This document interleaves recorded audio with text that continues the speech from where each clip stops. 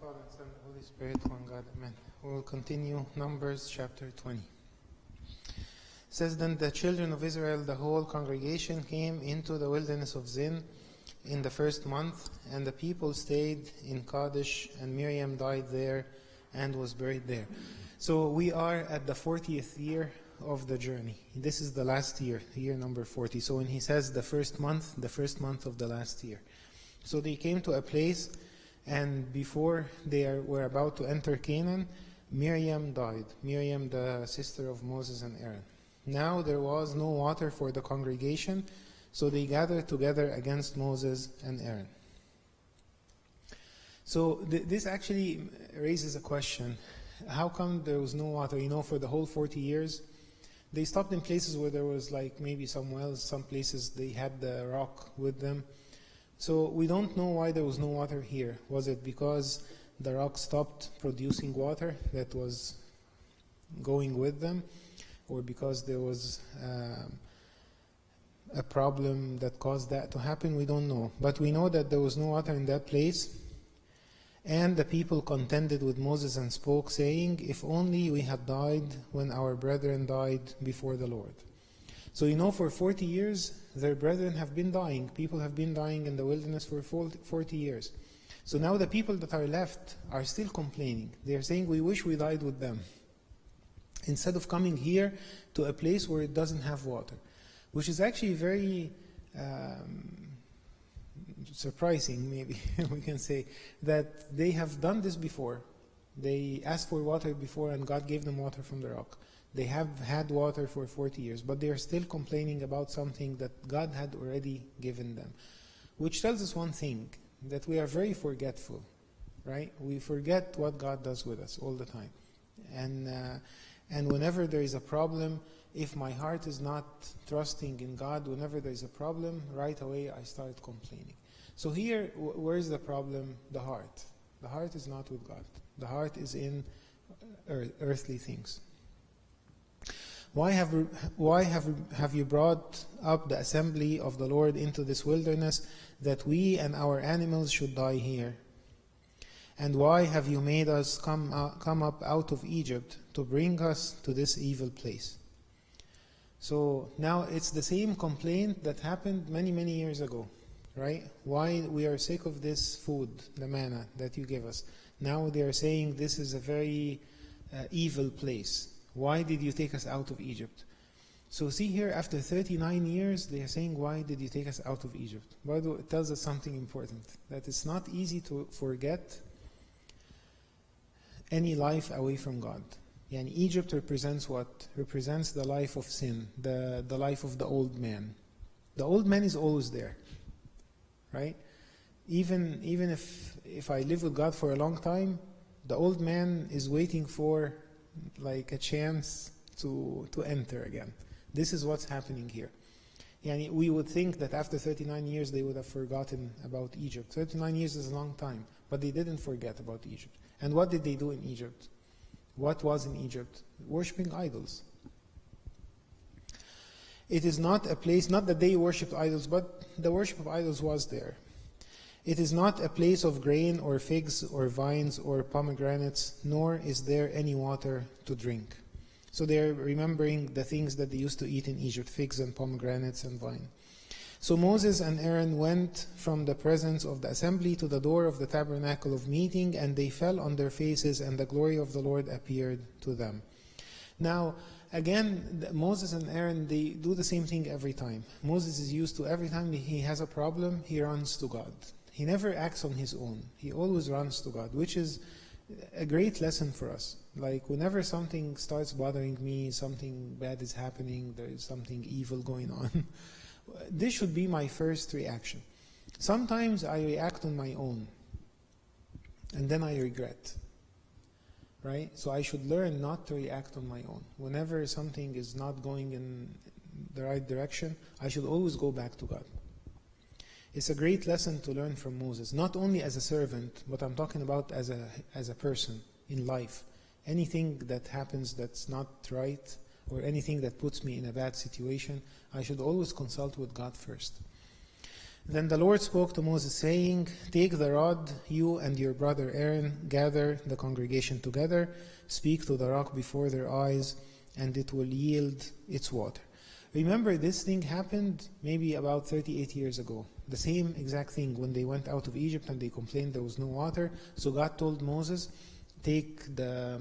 But here there are two differences. In that time, he told him, take the leaders of the people and hit the rock. Here he said, take all the people, not just the leaders, and speak to the rock. So there are two differences, right? The first one happened in the first year out of Egypt. This one is the last year before they entered Canaan. So he said, thus you shall bring water for them out of the rock, and give drink to the congregation and their animals. So Moses took the rod from before the Lord, as he commanded him. And Moses and Aaron gathered the assembly together before the rock, and he said to them, and now see what Moses does. What did God tell him to do?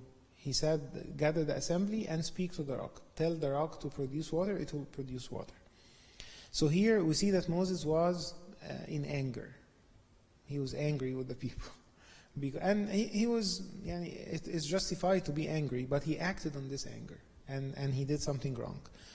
It says here, now you rebels, must we bring water for you out of this rock? So he was angry with them because they were rebelling against God, so he said, you're rebels.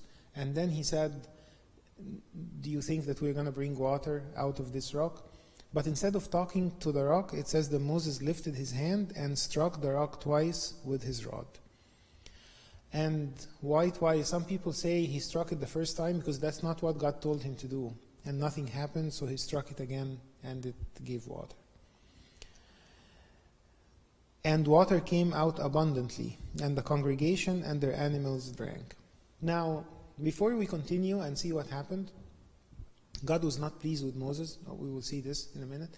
But what is the rock a symbol of? Let's go to 1 Corinthians chapter 10. 1 Corinthians 10, verse 4. Actually, if you read from the beginning of the chapter, St. Paul was, talking about the things that happened to the people of Israel in the wilderness. He said, moreover, brethren, I do not want you to be unaware that all our fathers were under the cloud, all passed through the sea, all were baptized into Moses in the cloud and in the sea, and all ate the same spiritual food. He's talking about the manna. And notice here, and all drank the same spiritual drink, for they drank of that spiritual rock that followed them, and that rock was Christ. So what's St. Paul saying here? That this rock that followed them for the whole time, that we don't know why it stopped producing water at this point, that's why they complained, was Christ. So here we know that the rock was a symbol of Christ, right? And when was Christ beaten and water came out of him? On the cross. When he was pierced, right? His side was pierced and water came out of him. That's why when God told him the second time, you don't need to pierce again. You don't need to strike it again. You need to talk. What does that mean? And he was only pierced once, right? But of course, it's not only about breaking the symbol, but it's about the disobedience, that Moses disobeyed God in this case. Instead of doing exactly what God does, which is what Moses always did, he used to always do whatever God commanded him, he did something a little different. So what was God's response to this? It says, then the Lord spoke to Moses and Aaron. Of course, Moses and Aaron did it together. They were both angry with the people. Some of the commentators say that they didn't have enough faith to bring water, although this is something that happened before, maybe by speaking to it. So maybe that's why Moses strike the rock. Then the Lord spoke to Moses and Aaron, because you did not believe me. So here God is saying, because you did not believe, you did not have enough faith. But they did believe. They did believe that by striking the rock, it would bring water. But they didn't believe that by talking to the rock. This is why God was not happy with them. So because you did not believe me, to hallow me in the eyes of the children of Israel, yani to give me glory in their eyes, therefore you shall not bring this assembly into the land which I have given them. So this is a very big thing here for Moses. What is God telling Moses here? You're not going to enter Canaan. Because of this one mistake, you're not going to enter Canaan. And this actually stayed with Moses for a while. It was really bothering him. And if you read in Deuteronomy, if you read even in Psalms, it says that Moses, he was really angry because of his anger with the people caused him not to enter Canaan. And in Deuteronomy, it even says that he prayed to God many times. He said, please let me see the land. And God said, no, you will not see the land. So sometimes we feel this very harsh. Moses lived with God all his life.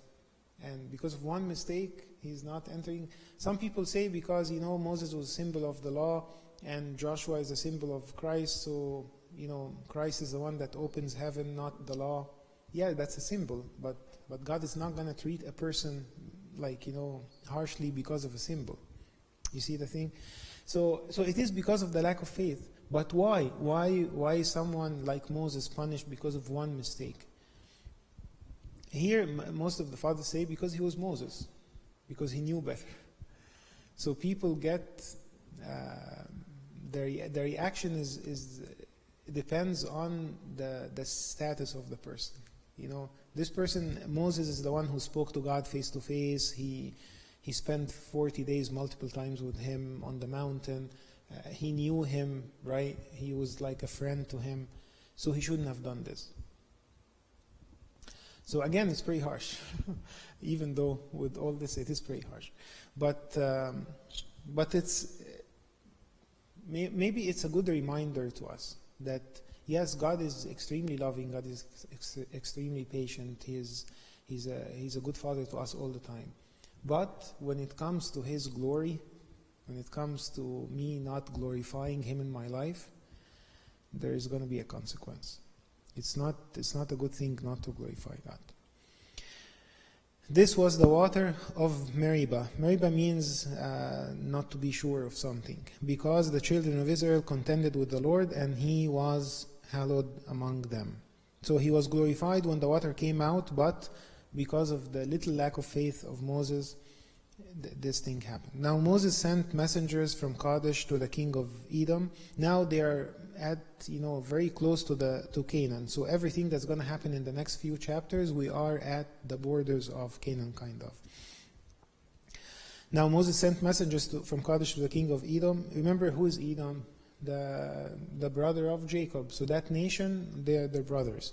Thus says, although they were not on good terms, they were almost never on good terms together. But God told them, do not hate the Edomites because they are your brothers. Thus says your brother Israel, you know all the hardship that has befallen us, how our fathers went down to Egypt, and we dwelt in Egypt a long time, and the Egyptians afflicted us and our fathers.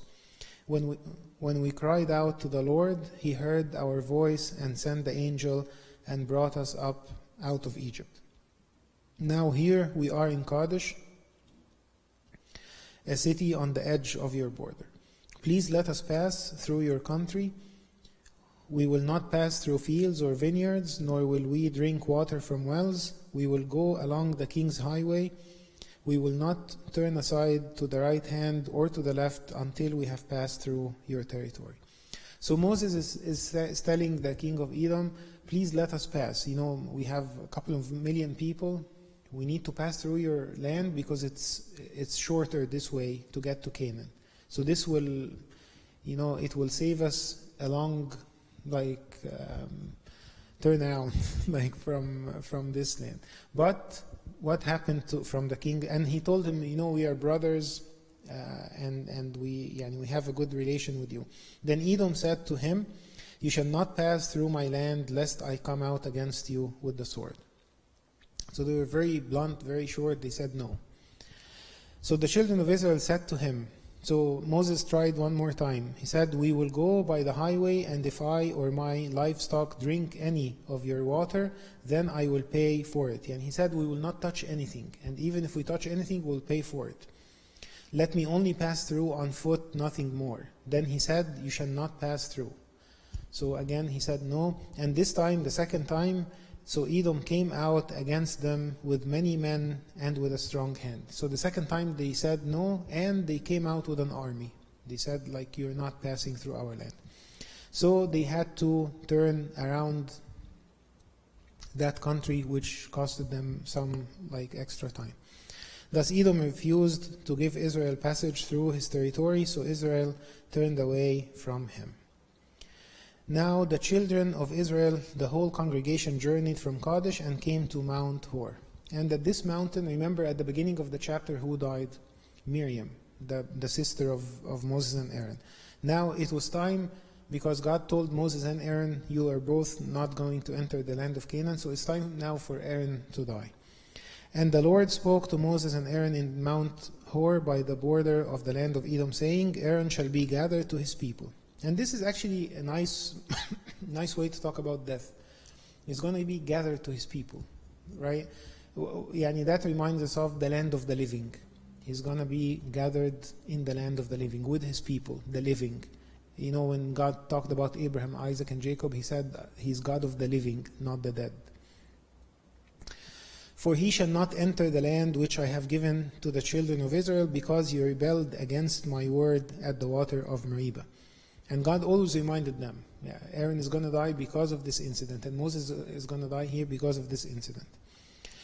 "Take Aaron and Eliezer his son," and so Eliezer is the oldest son now alive to Aaron, "and bring them up to Mount Hor, and strip Aaron of his garments, and put them on Eliezer his son, for Aaron shall be gathered to his people and die there." Remember the thing about the clothes of Aaron, the high priest? The clothes of the high priest were for the glory and honor, right? So this belonged to God. It belongs to every high priest that comes after Aaron. So Moses took the clothes off of Aaron and gave it to his son. So Moses did just as the Lord commanded, and they went up to Mount Hor in the sight of all the congregation. Moses stripped Aaron of his garments and put them on Eliezer his son, and Aaron died there on the top of the mountain. Then Moses and Eliezer came down from the mountain. Now when all the congregation saw that Aaron was dead, all the house of Israel mourned for Aaron 30 days. So the last thing here about the death of Aaron, and then we're going to read about the death of Moses later, is that you can see that during their life, people bothered them a lot, right? But right after they died, they honored them so much. So this happens a lot, right? We do that all the time. We always honor people more when we are not interacting with them, which should teach us, like what St. Paul said in Hebrews, we should honor our guides. In this case, it was Aaron and Moses and the people who guided the people of Israel. Continue next time, the next chapter. Any questions or comments about this chapter?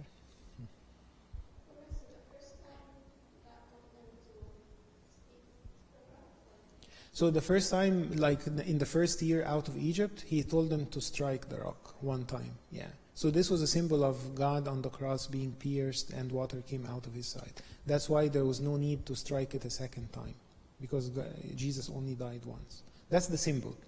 But the reason why this happened to Moses and Aaron was not because they broke the symbol. They didn't know that this was a symbol. It's because of the lack of faith.